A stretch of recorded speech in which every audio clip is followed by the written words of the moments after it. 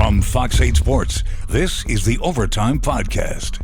From the Fox 8 studios in New Orleans, this is the Fox 8 Overtime Podcast. I'm Vasilios. That is Sean Fazan. Sean, Merry Draftmas. Okay, that's an interesting way to put it, yes.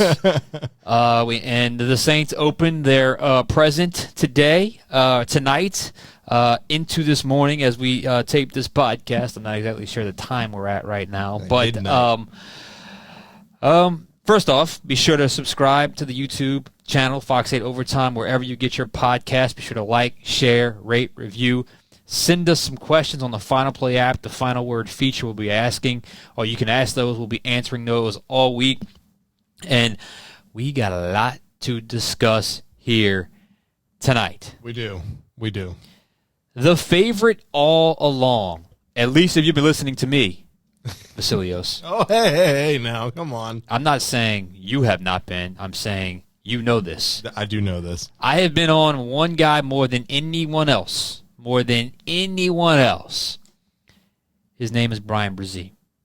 I was on him since before I could pronounce his name. I was calling him Bresee, but it's Bresee.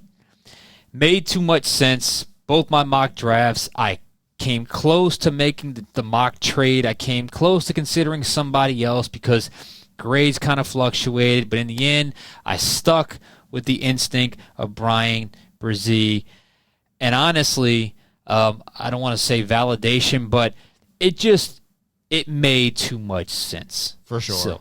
No, absolutely. I mean, we've been talking for ages now, it seems like, about how the Saints need help in the middle of that defensive line. I mean, they need help everywhere on the line, but I mean, the middle of that defensive line seemed to be the most vulnerable, and they addressed it in a very big way, in a very Bryan Bresee-shaped way. Now, it got to them in an interesting fashion because as much as strongly as I was, my conviction at 29 was for Bryan Bresee, I also had a strong conviction, especially over the last 48 hours, that the Saints were trading up.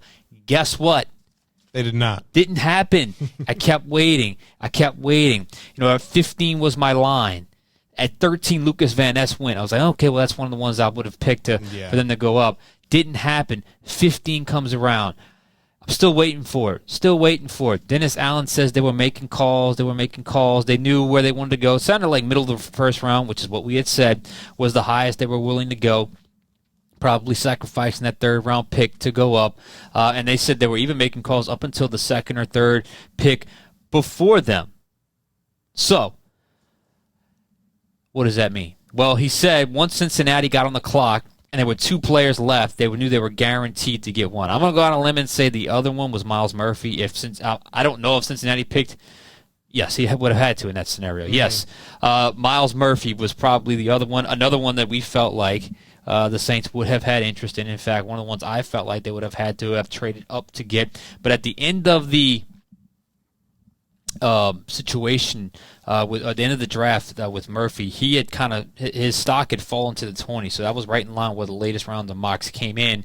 But Bresee stayed steady. It was late 20s, early 30s. It was in that window, and he was available at 29. So let's talk about the prospect, because I use this term when we're talking about Bresee.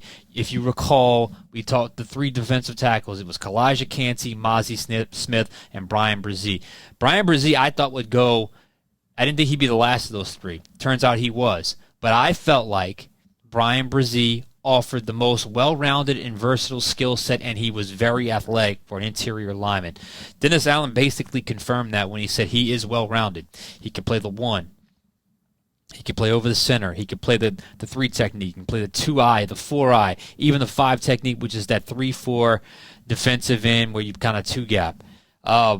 This is a guy, and if you listen to him speak, he's eager. Mm-hmm. It's just he gives off the right impression. He does. Very good head on his shoulders. You could tell, understands the opportunity ahead, understands his ability, but also understands he's got a learning curve where he's got to go. You can see why the Saints felt like this was a good selection. This was a quote-unquote safe selection because probably highly graded. And it sounds to me like the tie went to the need, or that maybe that was all in there because he feels the need. We know that, defensive tackle. Because we kept trying to and I can't say we because I didn't get a question in this time with Dennis Allen because we were still on the air and I was listening to us in the ear. Absolutely. But a few people had kind of tried to get him to drop hints on who was in the cloud when they were going to pick. Only one we can decipher for sure was Myles Murphy, and he was picked before. But at 29, he kind of let slip that quarterback was in there because he said some of y'all would have been mad if we would have picked in another direction that was also in the cloud or in the similar grades. Still, Garland Gillen kind of half joked with me on the air in the final bet. What if a quarterback is available at 40? And I said stranger things have happened. I am now convinced, or at least I am more convinced now than I was before tonight, that if whoever that quarterback was, if that quarterback is available at 40, it is now safe enough to take that quarterback. Ooh. Is it Will Levis? Is it Hendon Hooker? I mean, on the surface, you would think it would be Will Levis. My phone just dropped. Don't worry about that. On the surface, you would think Will Levis, but it could have been Hendon Hooker. They brought Hendon Hooker in for a visit. They did. If you had to guess, who do you think it is? Just an educated guess, Sean Passan. The guy they've gone with a visit with, or the guy that was at the draft that is still waiting in that green room, probably. That's such a great question. I truly don't think I think they've had their eyes on Hooker all along as a potential day 2 selection. I do not believe they thought Levis was going to be a possibility. Thus, they wrote him off as a potential first-round pick. Now he's potentially available or could be. I don't know.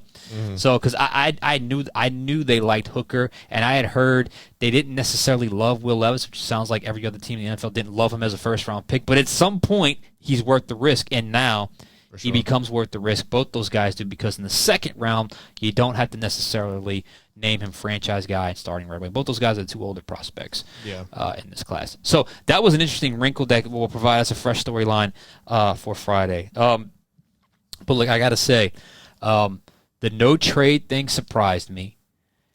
The wait just kept going and going and going. My 10 o'clock hit at the top of the 10 o'clock news. I was waiting, didn't happen. My sports hit. We went off the air right when the Saints were on the clock. I kept waiting and waiting and waiting. It didn't happen. In the break between the 10:30, we ended up being like the 10:30 when we hit the sports block. In the break between that, the end of the newscast, and final bet is when the Saints selected Bryan Bresee. 6'5", 305. It just made sense. So if you're the Saints, you go to bed feeling pretty good, and we're always going to say that, but they didn't get caught in a weird scenario. This was not some crazy Peyton Turner circumstance where you were probably dipping into some second-round graded players. This guy was probably right in line with where he was selected. And look, I'm going to take the W on this one. Called it. Because I see some getting some credit out there for being on the Bresee train. You were. More power to you. So those other ones. But I was on them pretty quickly. And that's just because, when you study this team long enough, you know what they like, know what they don't like, and you know what they need. And given where they picked, that made the most sense. So I like it. I think, and here's the other thing. Let's talk about this real quick. I'm going to take 8% credit. Because go ahead. Talk up, because you did the mock sim. No, this is important. Yes. The mock draft simulator. Where was Bresee in this? Bresee was at 8% of the simulations. Where did he rank again? I forgot. I know we had Van Ness number 1, right? No, it was Mozzie Smith number 1. Mozzie Smith number 1. He was at 23%. Okay. And then Lucas Van Ness was 15, Will McDonald 13, and then it was like a cluster. Yeah, it was BJ Ojolari and which wasn't going to happen. No, it was not going to happen. And Bryan Bresee with 8%. But his name was there. That's what counts for me. Yeah, well, it made sense. Yeah, because his name popped up a lot. In fact, I think that number's a little low. You did that earlier on the process. It was like if you'd have did 2.5 weeks ago. If you'd have did it like yesterday, I bet Bresee would have been a higher percentage. It very well could have been. It was just I wish I could have done another one of those, but I think all intents and purposes, I think it was still pretty accurate nonetheless, because I think the three guys that turned out to be the highest percentages in that first edition of that mock were probably the guys that the Saints were looking at the closest. It would have been interesting to see if Murphy and Bresee would have both been available at 29. Who would they have gone with? Yeah, definitely. We'll never know. But No. I want to bring this up because it's an important part of his story. This guy's been through a lot. And I want to make sure I'm sensitive to that because I couldn't imagine losing my younger sister who was 15 years old the way Bresee has had to last year and had to just carry that burden throughout the season. He dealt with a shoulder injury. He dealt with a knee injury at different times throughout his career. But I think when you heard him speak, you can almost tell like this is a breath of fresh air. This is a new phase in his life, and there was genuine excitement, and I think there was a genuine appreciation given all he had gone through. And I think Dennis Allen conveyed that pretty nicely in this press conference. So I think we need to certainly respect that. He's easy to pull for. Let's just put it that way. Exactly. Easy to pull for. Now, football-wise, it's all over the place when it comes to first-year defensive linemen because there's no guarantee you start from day one, but it could happen. The NFL line of scrimmage is different. Now, he played at Clemson. He played against some competition. They were constantly in the playoffs. He played against linemen that are going to the NFL or are already in the NFL, so you certainly hope that translates quickly. But the Saints, if he earns it, the Saints will have absolutely no qualms or beef whatsoever with starting him on day one if he can show he is actually ready to get on the field. And that's what, even with the signing of Saunders, Shepard, and bringing back Malcolm Roach. So I just think that's the reality as well. So we'll see, but I think overall the Saints feel good. Yep, I think it was a great night. And remember to like, subscribe, rate, and review. And you're probably likely waking up as soon as you're seeing this because we're taping this so late at night. But for Sean Fazan, I'm Vasilios. We'll catch you guys on the next episode of the Fox 8 Overtime Podcast.